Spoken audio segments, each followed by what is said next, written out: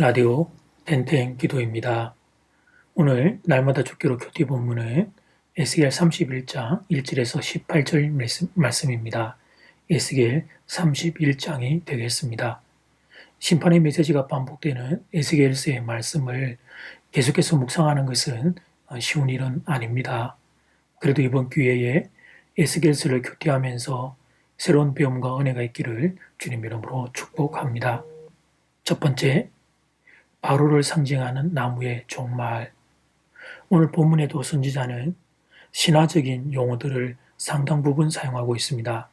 나무는 고대 근동 아시아에서 찾아볼 수 있는 가장 흔한 신화적 상징이었습니다. 한국도 과거 마을마다 서당 나무가 있었습니다. 선앙당이라는 사당도 있었습니다. 신령한 기운을 풍기는 오래된 고목을 그 마을의 수호신으로 삼고 서당 나무라 불렀습니다. 그런데 고대 근동 아시아에서도 거대한 나무를 수호신으로 여기는 풍습이 있었습니다. 이집트의 바로 왕이 그런 나무 대접을 받았습니다. 이집트의 바로 왕은 신으로 여겨졌고 거대한 나무가 바로를 상징하며 추앙을 받았습니다. 그런데 바로를 상징하는 거대한 나무가 찍혀 뽑히게 될 것이라고 오늘 본문이 선언합니다.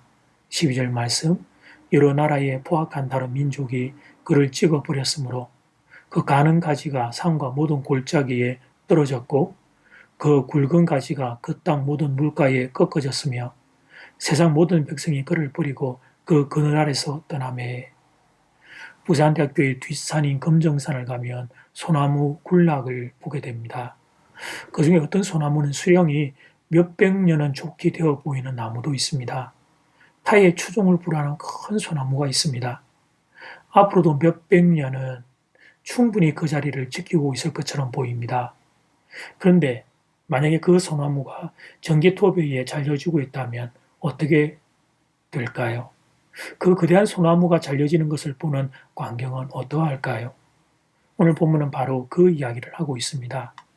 자연세계에서 왕을 상징하고 신을 상징하는 거대한 나무는 누구도 쉽게 꺾을 수 없을 것처럼 보이는 강력한 힘입니다. 그런데 그런 나무도 하나님이 찍어버리시면 뽑힐 수밖에 없다는 것입니다. 이 말은 이집트의 바로 왕도 하나님이 버리시면 아무것도 아니라는 의미입니다. 세상의 모든 권력을 세우시는 이도 하나님이시요 버리시는 이도 하나님이십니다. 모든 권력은 하나님 아래에 있습니다. 바로를 상징하는 나무의 종말이 보여주는 교훈은 바로 이것입니다. 두 번째, 교만은 패망의 선봉이다. 교만은 패망의 선봉이다. 그런데 사람이 힘이 있고 권력을 가지게 되면 교만해지게 됩니다. 교만의 유혹을 벗어나기가 어렵습니다. 이집트가 나일강을 가지게 되고 그로 인하여 풍요로운 곡창지대를 가지게 된 것은 하나님의 축복이었습니다. 나일강의 풍요로움으로 고대 근동 아시아에서 강력한 국가가 된 것도 하나님의 축복이었습니다. 문제는 그 다음에 발생합니다. 강이 있고 곡식이 있고 풍요로움이 있다는 이유로 이집트의 바로 왕은 자신이 신이라고 생각합니다. 그것도 신 중의 신이라고 생각합니다. 하긴 그 당시를 생각하면 바로를 신으로 간주한 것은 이해가 안 되는 일은 아닙니다.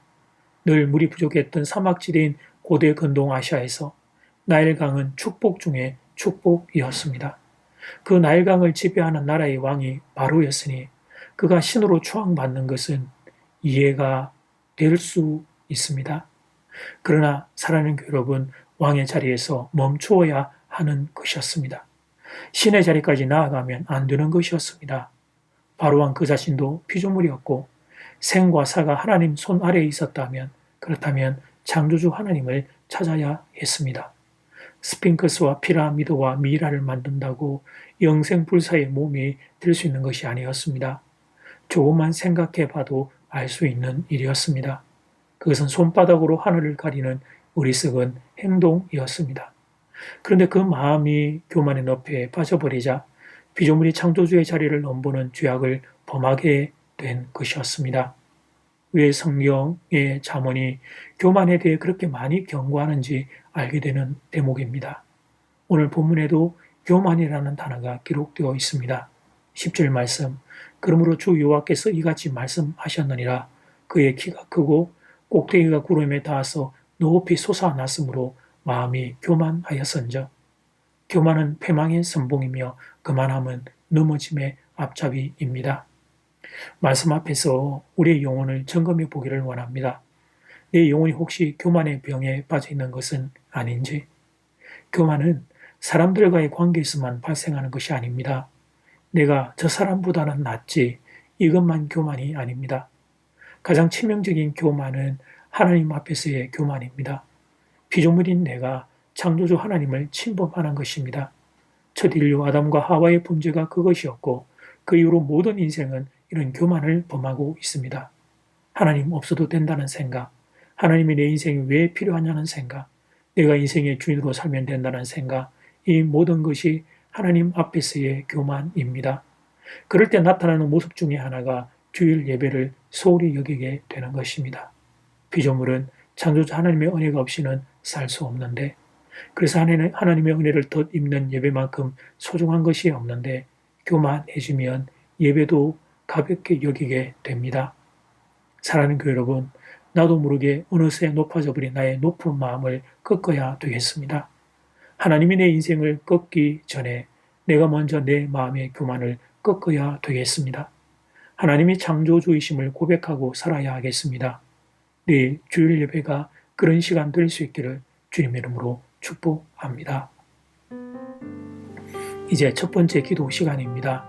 받은 말씀과 개인 기도 제목을 가지고 함께 기도하는 시간입니다. 이 시간 다 함께 마음을 모아 주님 앞으로 나아가겠습니다.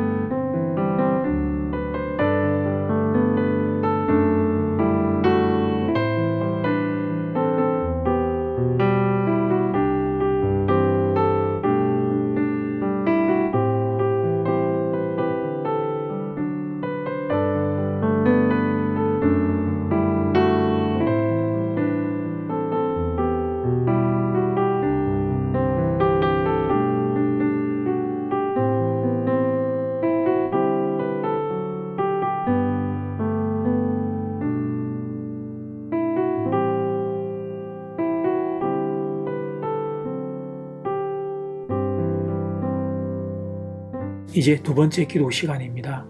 본문에서 이집트의 바로 왕은 거대한 나무로 묘사되고 있습니다. 당시의 사람들이 신으로 추앙하던 나무입니다. 그런데 그런 거대한 나무도 하나님이 뽑으시면 아무 말 없이 뽑히고 맙니다. 교만한 인간은 그렇게 하나님께 뽑힘을 당하게 될 것입니다. 이 시간 우리의 교만을 꺾고 높은 마음이 꺾이기를 바랍니다. 주님, 내일 주일 예배 위에 하늘 은혜 부어 주시옵소서. 이 시간 다 함께 마음을 모아 기도드리겠습니다.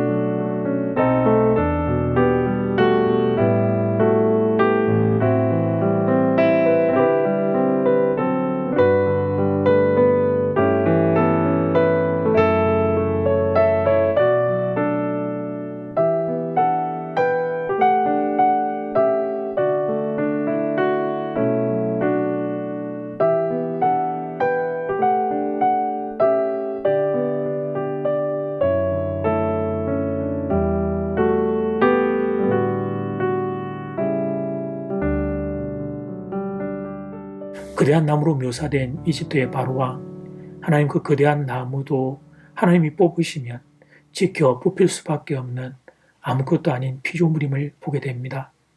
하나님 앞에 우리가 교만하지 않기를 원합니다.